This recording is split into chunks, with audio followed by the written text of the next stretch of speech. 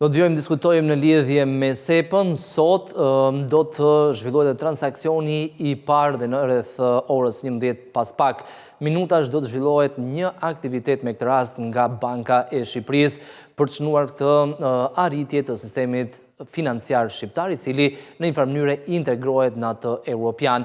Për të mësuar më tepër, ne do të lidhemi drejt për drejti me gazetaren e televizionit Skan, Ledina Elezi. Ledina, përshëndetje, pra për të bërë edhe një përmbledhje sot, zhvillohet ceremonia, bëhet transaksioni i parë, zyrtarisht Shqipëria është pjesë e SEPës. Cilat mund të jenë përfitimet kryesore si të familjeve, ashtu edhe të bizneseve shqiptare? Përshëndetje Lidion, sot është një ditë e rëndësishme për sistemin e pagesave në Shqipëri, duke qenë se nga sot, pra nga data 7 tetor, nis zbatimi i SEPAs, që nuk kupton se një shqiptar brenda Shqipërisë mund të kryejë transaksione në euro me shtete të tjera, pra me shqiptar të tjerë apo me individ të tjerë që nga vendet anëtare të kësaj skeme, pra të skeme SEPA, me një kosto shumë herë më të ulët se më parë. Por gjithashtu edhe emigrantët shqiptar, për shembull, mund të realizojnë tashmë transaksione në euro, mund të realizojnë transferta në euro, pra t'i dërgojnë para familjes së tyre në Shqipëri me një kosto shumë herë më të ulët se më parë. Ashtu siç e përmende edhe ti, rreth orës 11, guvernatori i Bankës së Shqipërisë Gent Sejku, si dhe ambasadori i BE-s në Shqipëri Silvio Gonzato, do të mbajnë një fjalim mbi antarësimin e Shqipërisë në këtë skemë, edhe do bëjnë gjithashtu lancimin e transaksionit të parë të kryer përmes kësaj skeme. Infrastruktura e pagesave në Shqipëri në fakt po përjeton tashmë një transformim të thellë, fillimisht me AIPS, tani me SEPAn dhe gjatë vitit të ardhshëm me sistemin e pagesave të shpejta, instant payment, një klon i sistemit TIPS të Bankës së Italisë, përmes të cilit do të mund të kryhen pagesat në dyqane përmes një QR kodi. Tregu unik i pagesave në euro SEPA është një nismë e Bashkimit Evropian për t'i mundësuar qytetarëve të saj, por edhe qytetarëve të tjerë, jo pjesë e Bashkimit Evropian, por qytetarëve të Evropës, që të kryen pagesa ndërkufitare në euro me një kosto tepër të ulët, pra në mënyrë sa më të shpejtë, sa më të lirë dhe sa më efikase. Sipas Bankës së Shqipërisë, vetëm vitin e parë Shqipëria, ose më saktë ekonomia shqiptare, pritet që të kursejë rreth 20 milion euro nga antarësimi në këtë skemë. Po ashtu duhet thënë që tregu unik i pagesave në euro përbëhet nga rreth 41 vende, disa prej tyre janë antarë të Bashkimit Evropian, disa të tjera nuk janë pjesë e eurozonës dhe disa të tjera nuk janë fare antarë të BE-s, siç është edhe rasti i Shqipërisë dhe i Malit të Zi, i cili është pranuar gjithashtu në SEPA. Kjo nuk kupton se Shqipëria do të mund të kryej pra transaksione me shtetas të 41 vendeve të tjera antare të kësaj skeme.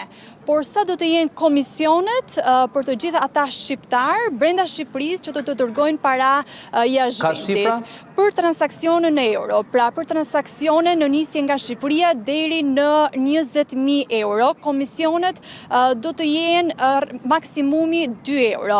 Për transaksione deri në 100.000 euro, komisioni do të jetë rreth 0.01% e kësaj vlere dhe për transaksione në euro, pra me nisje nga Shqipëria bëhet fjala, transaksioni do të jetë maksimumi 25 euro.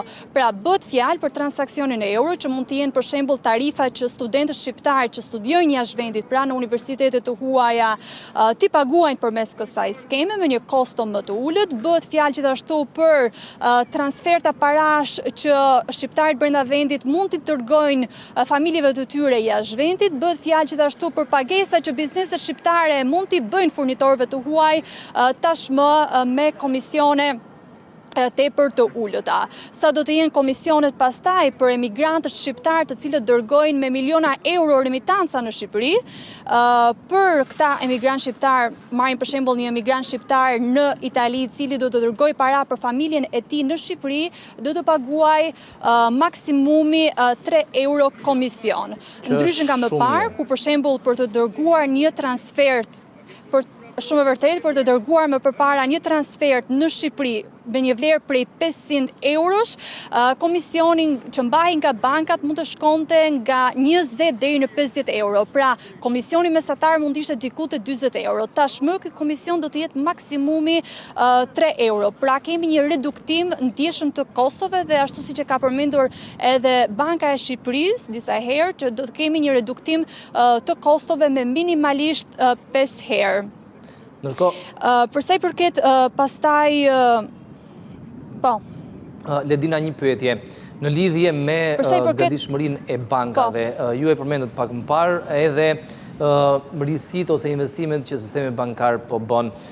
Edhe nga ajo që kemi raportuar gjatë kësaj periudhe, që kur u njoftua lajmi, deri më tani të gjitha bankat individualisht duhet aplikonin për të qenë pjesë e SEPA-s. Janë të gjitha gati tani që zyrtarisht jemi pjesë? Po, Lidiona, ato tashmë janë gati, ashtu si që përmende edhe ti, Banka e Shqipërisë dërgoi fillimisht një aplikim formal në European Payments Council, pra në Këshillin Evropian të Pagesave, në qershor të vitit të kaluar, pra në qershor 2024. Pas disa muajsh në nëntor të 2024-s, Shqipëria do të antarësoj në këtë skem, pra në SEPA. Ne ishim vendi i parë që bëm një aplikim formal, pra vendi i parë nga rajoni që bëm një aplikim formal për të aderuar në këtë skemë, më pas ishte Mali i Zi.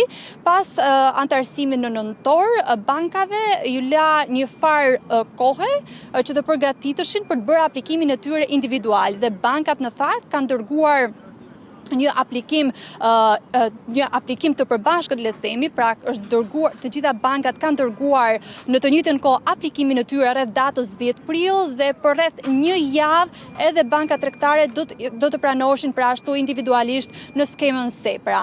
Thjesht u la një periudhë kohë për disa muajsh, pra nga prilli deri në tetor që të përgatiteshin pra të ishin gati operacionalisht për të filluar me operimin e këtyre pagesave.